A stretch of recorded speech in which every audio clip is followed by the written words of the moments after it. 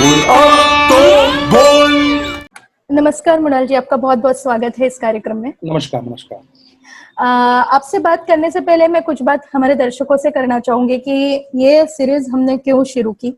Actually उस दिन जो डिस्कशन हुआ जिसमें देश के सभी गुणीजनों ने सहभाग किया था, बहुत बड़े बड़े गुणीजनों ने सहभाग किया था, उस डिस्कशन के पीछे भी यही उद्देश्य था कि जो आज कोरोना के बाद हम लोगों को आर्टिस्ट लोगों की स्थिति दिख रही है, जो परेशानियां वो झेल रहे हैं, कार्यक्रम नहीं हो रहे हैं, उनको पैसे का फ्लो होना बंद हो गया है, क्लासेस वैसे नहीं चल रही हैं, तो इसके पीछे बहुत सारे कारण हैं। वो बहुत सारे कारण यानी सिर्फ अभी की सिचुएशन की बात करते हुए नहीं, तो बहुत सालों से बहुत सारी चीजें बनती और बिगड़ती रही हैं, उस वजह से ये सारे परिणाम हुए हैं। उसी विचार के साथ हमने मंथन का डिस्कशन किया था कि पहले जाके सोचे कि क्या हुआ है।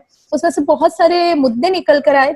उन मुद्दों के बारे में हम इस कार्यक्रम में बात करने वाले हैं। जनरली क्या होता है कि हमारे जो आर्टिस्ट होते हैं उन लोगों में बहुत बड़ी अच्छी बात ये होती है कि वो जिंदगी भर मेहनत करते हैं, जिंदगी भर सिखाते हैं, अपनी कलाओं का प्रचार करते हैं, 20-20 घंटे तक रियाज करते हैं, बहुत ज्यादा स्ट्रगल करते हैं अपनी लाइफ में, बहुत सारी समस्याएं फेस करते हैं, लेकिन वो कभी भी अपनी मन की बात को, अपने दुख को, अपनी परेशानियों को किसी के सामने खुलकर नहीं बताते। हम सभी कलाकार, हम सभी थोड़े बहुत कम ज्यादा रूप में ऐसा सब कुछ करते हैं, पर उसी स्वभाव के कारण आज हमारा बहुत नुकसान हुआ है कि आज इस परिस्थिति में ना कोई हमारे लिए कुछ करने वाला है, संगीतज्ञों के लिए, आर्टिस्ट लोगों के लिए, ना हमारे पास ऐसा कोई बेस वर्क तैयार है जिससे हमारा समाज, जो एक आर्टिस्ट लोगों की समाज है, एक पूरे आर्टिस्ट लोग हैं, उनको एक बड़ा आधार मिल सके।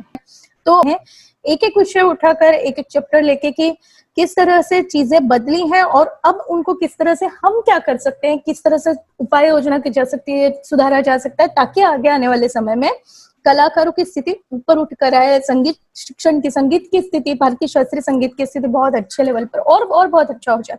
तो संकल्प की जो संकल्पना है मृणाल भाई, जो एक प्रोजेक्ट वीणा वेणु आर्ट फाउंडेशन ने लिया है कि कलाकारों के वेलफेयर के लिए हम जो भी कुछ कर सकते हैं, उसी का यह पार्ट है अब तो बोल सीरीज। मृणाल भाई, आप सभी लोग जानते हैं कि देश के बहुत अच्छे, जाने माने, बहुत बड़े और बहुत सुंदर पखावज का वादन ये करते हैं। मेरे साथ तो कई बार बजाते हैं और मुझे तो इनका पखावज बहुत ज्यादा पसंद है। और मृणाल भाई की एक बहुत बड़ी खासियत है कि वो बहुत अच्छे इंसान भी हैं और इन्होंने अपने पूरे फैमिली को बहुत प्यार से संभाला है। उनके लिए एक स्कूल में जॉब भी करते हैं, तो इनके पास बहुत बड़ा अनुभव है स्कूली शिक्षा, जो स्कूल्स में, जो एजुकेशनल इंस्टीट्यूट में है, उसमें संगीत की शिक्षा का। तो मृणाल भाई, मैं आपसे जानना चाहूंगी, क्योंकि आपका अनुभव बहुत बड़ा है। यहाँ पे मैं म्यूजिक स्कूल्स की बात नहीं कर रही हूँ, जिस तरह के स्कूल्स में आप सिखाते हैं, इंटरनेशनल स्कूल्स या एसएससी बोर्ड के स्कूल्स या सीबीएसई बोर्ड्स के स्कूल जो हैं, वहां पर भारतीय शास्त्रीय संगीत की स्थिति क्या है, वहां पर संगीत शिक्षकों की स्थिति क्या है, कैसे सिखाया जा रहा है, क्या हो रहा है, वहां का वातावरण कैसा है, शिक्षकों के लिए क्या हो रहा है, स्टूडेंट्स कैसे तैयार हो रहे हैं, मैं आपसे जानना चाहूँगी। नमस्कार, बहुत बहुत धन्यवाद राधिका जी, आपने मुझे इसमें बुलाया बोलने के लिए। और दूसरी बहुत बहुत थैंक यू कि आपने इतनी हमें तारीफ की। अभी तो सीख रहा हूँ मैं और आशा है कि और आगे सीखता ही रहूँ। आपका बहुत ही एक अच्छा क्वेश्चन रहा कि क्या स्कूलों में इसका क्या है। जहाँ तक मैं जिस स्कूल में जॉब करता हूँ, वहाँ पे तो म्यूजिक का बहुत ही अच्छा है कि आपको हर, चाहे वोकल हो, इंस्ट्रूमेंटल के लिए टीचर अलग है, वोकल के लिए टीचर अलग है, डांस के लिए टीचर अलग है।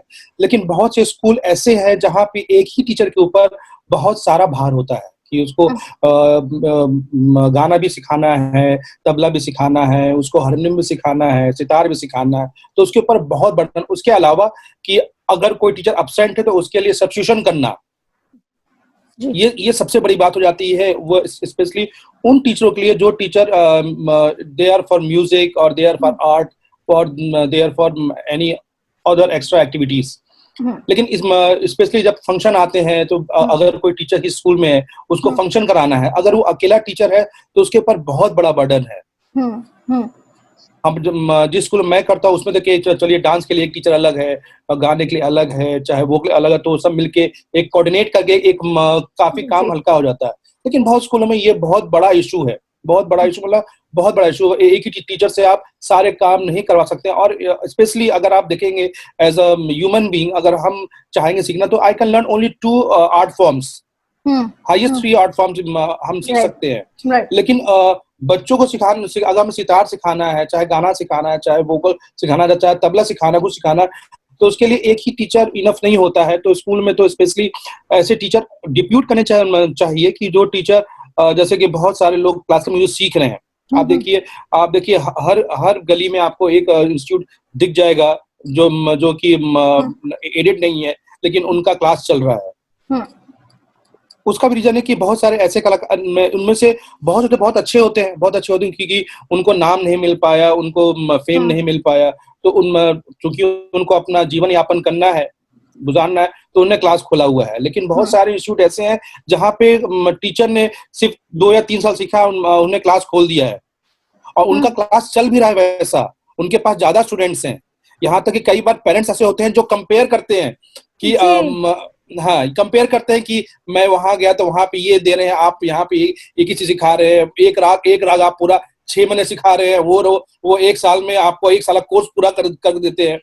मतलब कि उनको इस मतलब नहीं कि बच्चा मेरा क्या सीख रहा है, उनको मतलब है कि मेरा बच्चे ने 1 साल सीखा, उसको सर्टिफिकेट मिलना चाहिए। राइट। तो इसमें कई बार होता है जो अच्छे टीचर हैं उनका जीवन यापन बहुत ही खराब दुर्भर हो जाता है, और जो कम सीखे हैं वो ज्यादा ऊपर हो जाते हैं, उनके पास देखेंगे अच्छे घर अच्छे उनके पास हो गया है। और जहां तक ये ख्याल रहा ये लॉकडाउन का, इससे कुछ फायदे भी मिले हैं और कुछ नुकसान भी मिले हैं। फायदे ये मिले हैं कि क्या नाम है, हमारे देश के बहुत सारे यंग आर्टिस्ट हैं जो कि 40 के नीचे हैं, उनको बहुत से लोग नहीं जानते हैं। ऐसे ये जितने फेसबुक के हैं, इसमें कोई फंडिंग होती नहीं है, पेमेंट होता नहीं है आपका, तो उनको कम से कम एक साथ 2000 लोग 2500 लोग सुन रहे हैं, तो उनको लोग जान पा रहे हैं, ये एक फायदा है। और नुकसान ये है कि जो स्कूल में काम कर रहे हैं उनको सैलरी नहीं मिल रही है, सैलरी हाफ कट हो जा रही है। कि बहुत से स्कूलों में ये बोल दिया है कि आपको सैलरी तब मिलेगी जब बच्चों की फीस आएगी। ऐसे बहुत स्कूल में ये किया जा रहा है। बहुत स्कूल में तो ऐसा कर रहे हैं कि ये टीचर बोल रहे हैं कि अभी जब तक न्यू से स्टार्ट नहीं होता तब तक आपको स्कूल नहीं आना है, सैलरी पेड नहीं होगी। ऐसे अलग अलग स्कूल के अलग अलग क्राइटेरिया है कि कैसे इस मुश्किल वक्त में इसको हमें इसके ऊपर उठ के आना है। हर स्कूल में ऐसा ही, चाहे वो मेरा स्कूल हो चाहे सब स्कूल है, सबके स्कूल में कुछ ना कुछ किया गया है इसके लिए।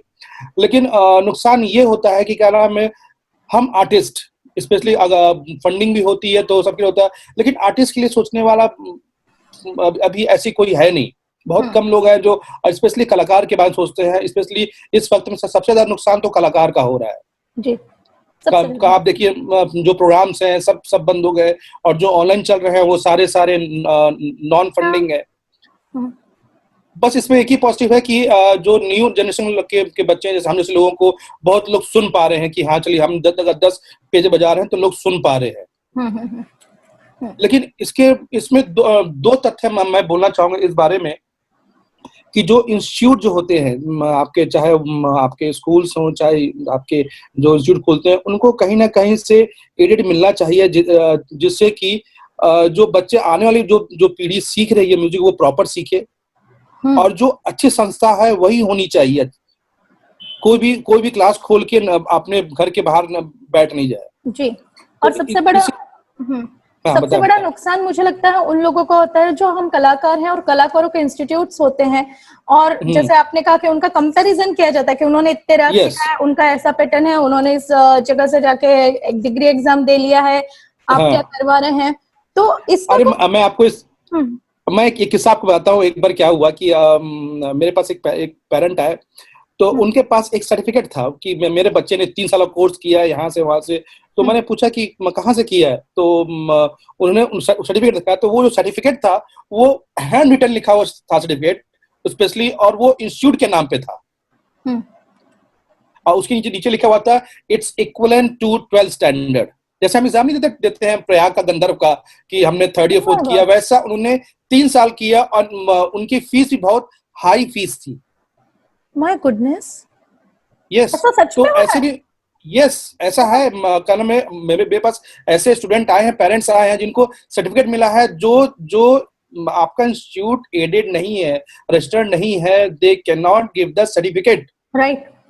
राइट। महाराष्ट्र में अगर आप एग्जाम देते हैं तो आपके पास इतनी बड़ी संस्था है, गंधर्व महाविद्यालय है, प्रयाग संघ समिति है, बड़े संस्था है महाराष्ट्र में जो कि ये सर्टिफिकेट प्रोवाइड करते हैं राइट, और उनकी तरफ उस से सर्टिफिकेट के एग्जाम बेस पे ही आपको जॉब मिलता है। लेकिन अभी तो यहाँ ऐसा हो कि बहुत सारे इंस्टीट्यूट अपना खुद का सर्टिफिकेट बना के स्टैंप लगा के दे देते हैं।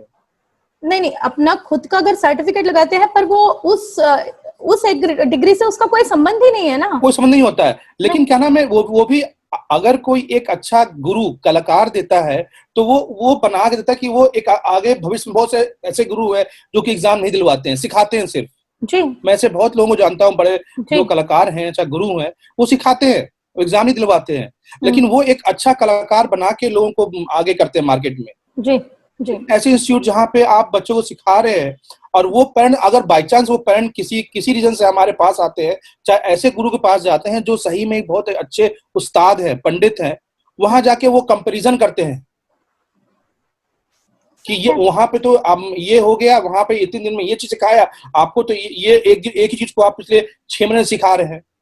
लेकिन वो 6 महीने सिखाने का एक गुरु शिष्य में बहुत अच्छा मुझे आया कि जब गुरु सिखा रहा है कोई भी चीज, वो एक कुछ दिमाग में सिखाता है कि इस बच्चों को हमको ऐसे मोल्ड करना, क्योंकि वो समझता है कि मेरे इस बच्चे में ये स्किल है। जी जी। तो इसमें कई होता है कि जो टीचर अच्छे होते हैं, जो गुरु होते हैं, उनका संस्था नहीं चलती है, और जो बहुत अच्छे नहीं है उनका संस्था ये आपने भी देखा होगा, आपका भी बहुत अच्छा इंस्टीट्यूट है, बहुत अच्छा इंस्टीट्यूट है आपका, मुझे मालूम है और मैंने कई बार वहां विजिट किया है। तो यह आपने फेस किया होगा कि आपके पास भी बहुत बच्चे आते हैं जो कि दूसरे इंस्टीट्यूट से कंपैरिजन करना चालू कर देते हैं। बिल्कुल करते हैं और उनको बेसिकली उनके पेरेंट्स को पता ही नहीं होता है कि बच्चों को सिखाया क्या जाना है। यस, उनको नहीं मालूम है। तो हम लोग पेरेंट्स को इतना ज्यादा जरूरी है। हाँ, शो ऑफ इतना हो जाता है कि वो हमारे इंस्टीट्यूट में शो ऑफ नहीं, हम लोग सिखाते हैं, चाहे आप सिखाते हैं चाहे जो एक अच्छे गुरु हैं, टीचर सिखाते हैं। तो इसमें क्या होता है कि जो अच्छे टीचर हैं, जो स्कूल में जॉब नहीं कर रहे हैं, उनके क्लासेस होते हैं, वो भी हैम्पर होते हैं, और वो इस व्यवस्था से बहुत ज्यादा होता है, क्या बोलते हैं, प्रभाव उसके ऊपर ज्यादा पड़ता है। राइट। अच्छा मृणाल भाई, जैसे अभी आपने बात कही, आपने स्कूल्स की जब हम बात कर रहे थे कि स्कूल्स में जब सिखाया जाता है, तो मुझे थोड़ा सा डाउट है कि सारे इंटरनेशनल जो लेवल के स्कूल हैं उनमें एक तो क्लासिकल के इंस्ट्रूमेंट है, इस बात का शायद आपके स्कूल में है पर बाकी स्कूल्स में है कि नहीं, मुझे इस बात का थोड़ा डाउट ही है।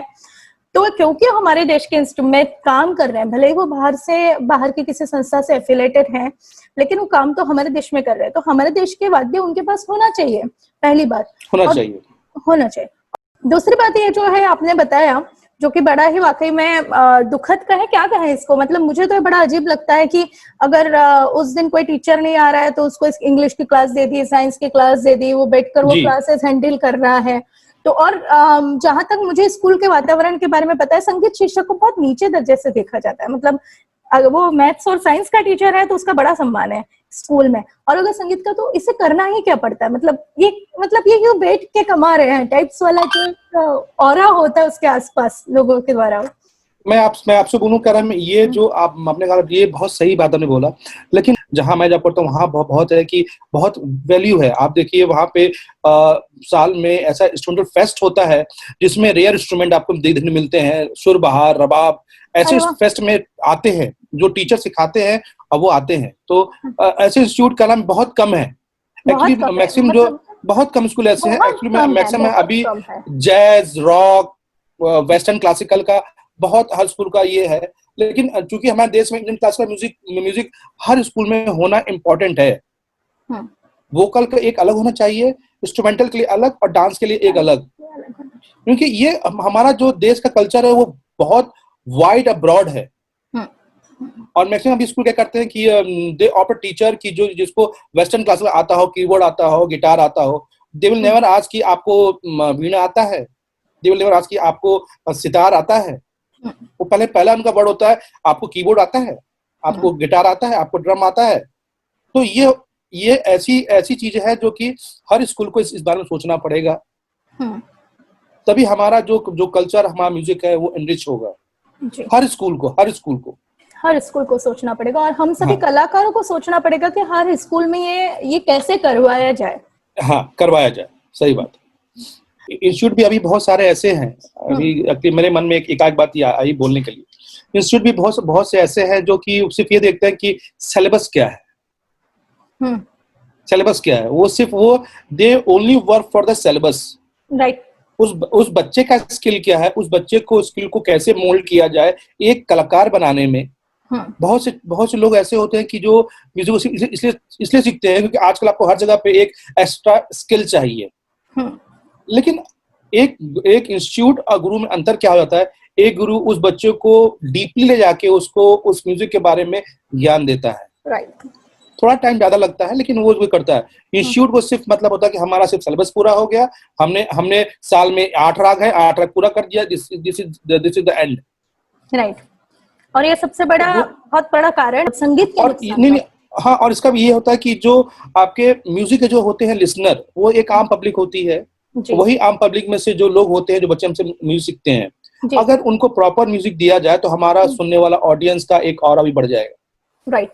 अगर उनको प्रॉपर म्यूजिक सिखाया जाए तो उनके कान पक्के होते हैं, वो सुनते हैं अच्छा म्यूजिक, तो उनको मालूम है कि हम इनको सुनना, इनमें कुछ बात है, तो हमारे ऑडियंस भी बढ़ती है उससे। जी। तो ये भी एक फायदा भी है और नुकसान भी है। इसलिए गुरु शिष्य परंपरा तो हर इंस्टीट्यूट को फॉलो करना ही चाहिए सिखाने के लिए। सो बहुत बहुत धन्यवाद मृणाल भाई, बहुत अच्छा लगा आप आए और इतना आपने दिल से बात की। Thank you so much.